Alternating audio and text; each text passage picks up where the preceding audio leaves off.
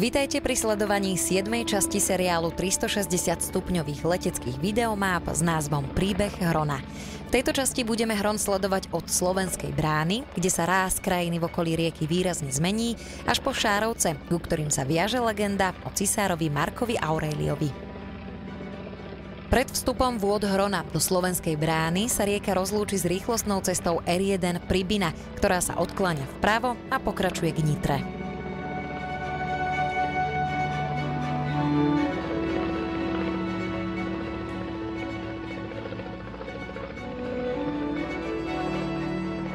V chránenej krajinej oblasti Štiavnické vrchy, ktorú vidíme po ľavej strane, zaberajú lesy 65% jej územia.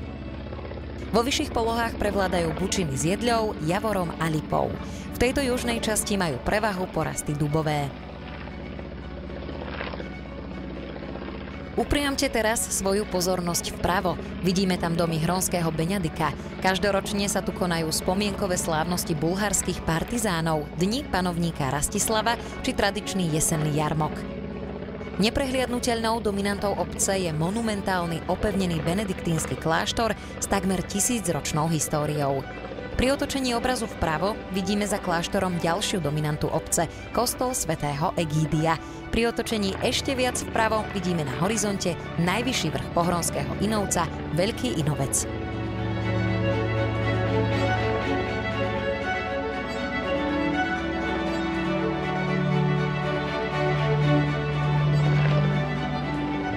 V smere letu na pravom brehu Hrona sa pod nami objavuje zástavba miestnej časti hronského Beňadika Psiarov.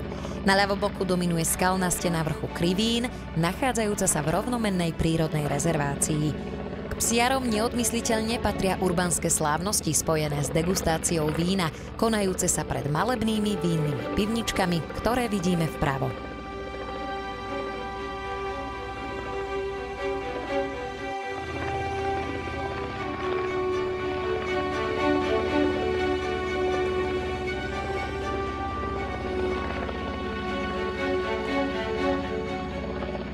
Vody Hrona aj naše lietadlo sa približujú ku Kozárovciam. Prvý písomný záznam o existencii obce je z roku 1075, keď ju kráľ Gejza I daroval opáctvu v hronskom Beňadiku. Obec sa vtedy spomína ako Vila Kuachy.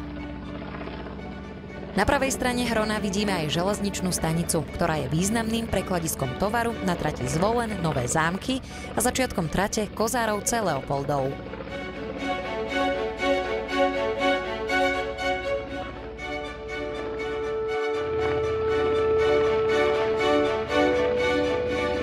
Andezitový lom naľavo ubral teda naozaj veľkú časť kopca. Železničná trať tu poza neho prechádza mostom ponad Hron k priemyselnej časti mesta Tlnače.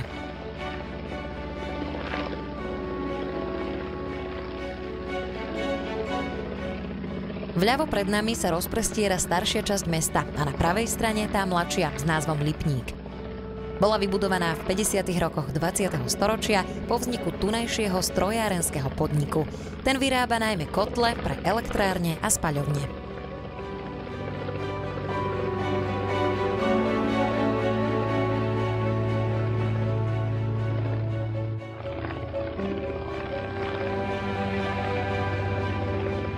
Vody Hrona sú v tomto úseku spomalené vodným dielom Veľké Kozmálovce, čím vznikli vhodné podmienky pre rybolov, vodné športy a kúpanie. Vpravo vidíme vrch Plešovica, na ktorý vedie rovnomenný náučný chodník. Stojí na ňom rozhľadňa s výhľadom na Tekov a pri vhodnom počasí z nej vidno až ostrihom.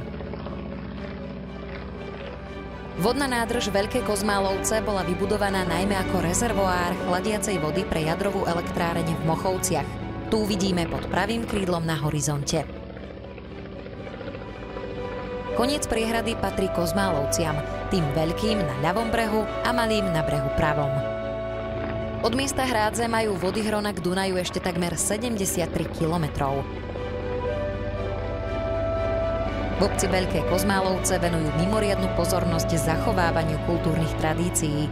Pôsobí v nej detský folklórny súbor Hronček, dospelácky folklórny súbor Hrončan spolu s mužskou speváckou skupinou Veselí chlapi svoje kvality predvádzajú v blízkom aj ďalekom okolí.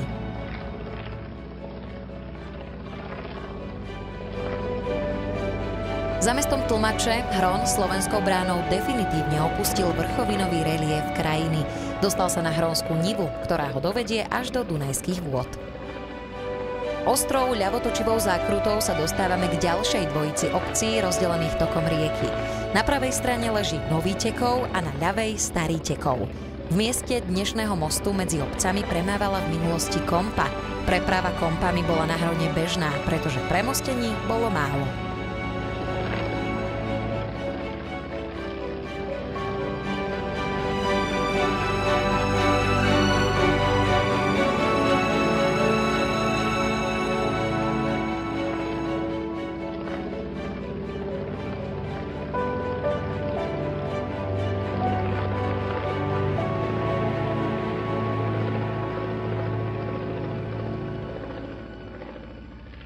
Pri pohľade dozadu vidíme na horizonte siluetu kozmálovských vrškov, cez ktoré vykukujú chladiace veže jadrovej elektrárne v Mochovciach.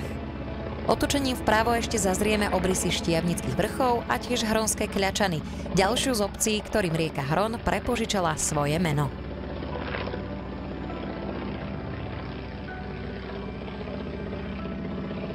Pred nami už pozorujeme brehy rieky porastené mäkkým lužným lesom, ktorý tvoria hlavne mäkké listnaté dreviny, a to topoľ, vrba a jelša. Prelietame aj ponad početné štrkoviská, v ktorých po vyťažení štrkopieskov ostala voda, čím vznikli tyrkysovo-modré jazierka s možnosťou pre rybolov, vodné športy a kúpanie.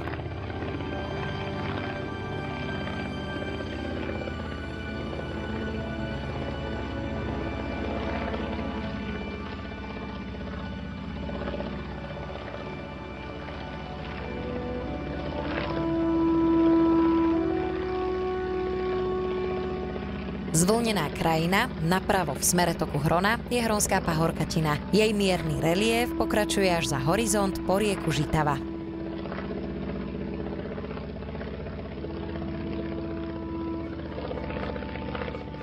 Naše lietadlo práve prelieta vedľa Kalnice, miestnej časti obce Kalna nad Hronom. V nej sa za mostom vľavo nachádza múzeum druhej svetovej vojny Dom bojovej slávy, pred ktorým stojí tank s číslom 253, ktorý symbolizuje deň a mesiac oslobodenia obce v roku 1945. Kalna nad Hronom si za posledné storočia prešla neuveriteľným vývojom a z nie príliš významnej dediny sa postupne stala dôležitým strediskom okolia, ktoré v nejednom smere môže konkurovať aj menším mestám. Na ľavoboku vidíme obec Hornú Seč a za ňou okresné mesto a centrum Tekova Levice. Tie rozprávajú svoj príbeh už vyše 865 rokov. Pokračujeme v lete smerom na juh, pričom stále presne kopírujeme tok Hrona.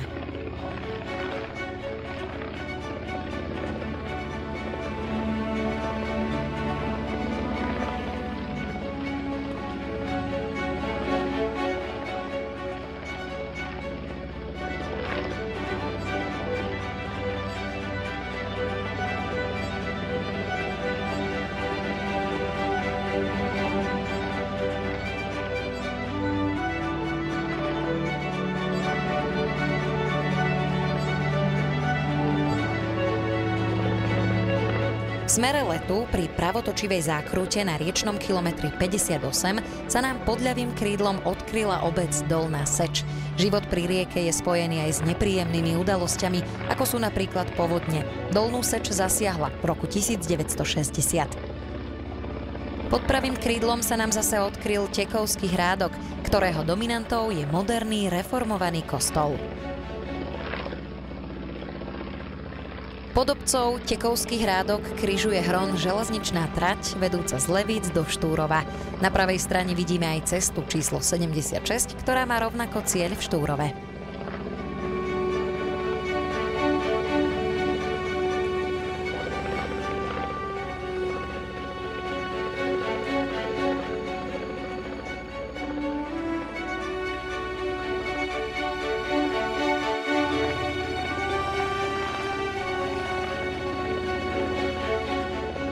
Pomalý, meandrujúci tok našej rieky nás privádza k ďalšej dvojici obcí na jej brehoch. Na ľavom brehu to je národnostne aj nábožensky zmiešaná obec Vyšné nad Hronom s reformovaným kostolom, nad ktorým prelietame.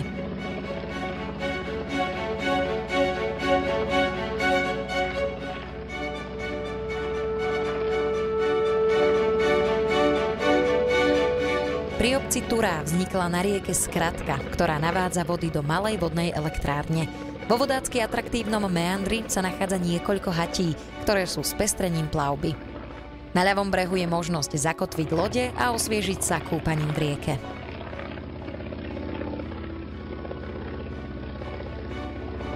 Blížime sa k malej obci Žemliare vľavo. Miestny pamätník pripomína tragickú udalosť jej dejín. V roku 1947 boli tunajší obyvatelia násilne vysídlení do Čiech. Ďalšou obcou, ktorá má vo svojom mene názov našej rieky, je Jur nad Hronom, ktorá leží pri historickom rozhraní Tekovskej a Hontianskej župy. V dobových písomnostiach sa prvýkrát uvádza v roku 1276. V obci sú hneď 3 kostoly.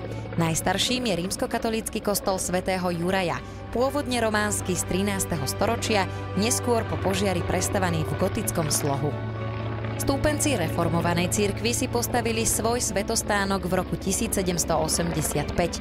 Najmladším je evanjelický kostol, ktorý dokončili v 50. rokoch minulého storočia.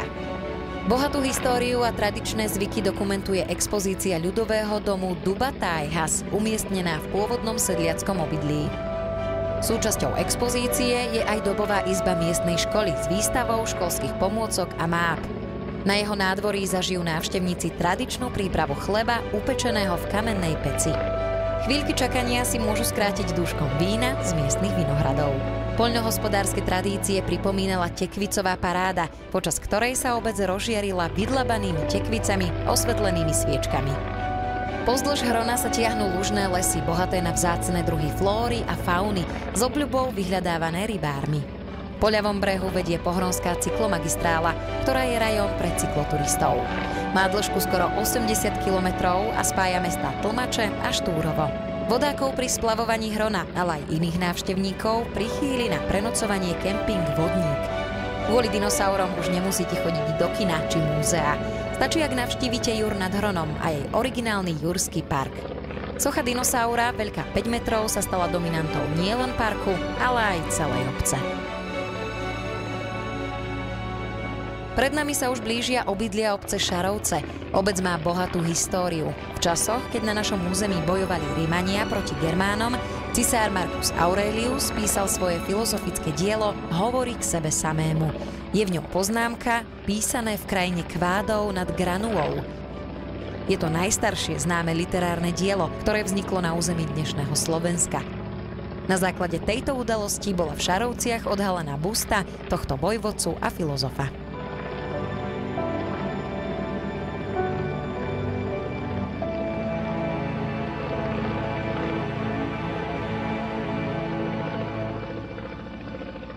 Pohľadom do histórie sa pomaly končí 7. časť 360-stupňovej videomapy Príbeh Hrona. Potom, ako sa vody jeho ľavostranného prítoku, riečky Sikenice, spoja s jeho vodami, v 8. záverečnú časť začneme v meste pôsobenia Franza Schuberta a Franza Zachera v Želiezovciach.